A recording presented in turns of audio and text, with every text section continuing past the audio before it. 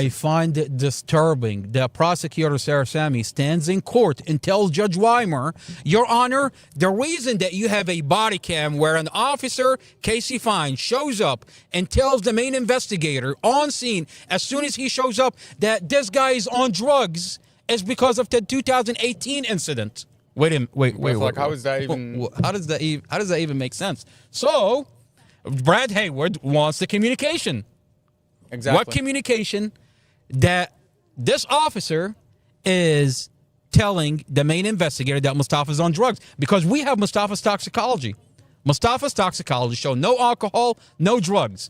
But you have an officer that immediately, as soon as the main investigator gets on the scene, he put in a bias. Now the whole entire investigation steered in a direction where the main investigator, Robert Drum, who later falsified Mustafa's statement, says on Bodycam, wherever the fuck Mustafa goes, I need a blood draw. By the way, is that not a bias? I mean, you condemned Mustafa guilty the minute you showed up. We were briefed about him. He said we were briefed about him.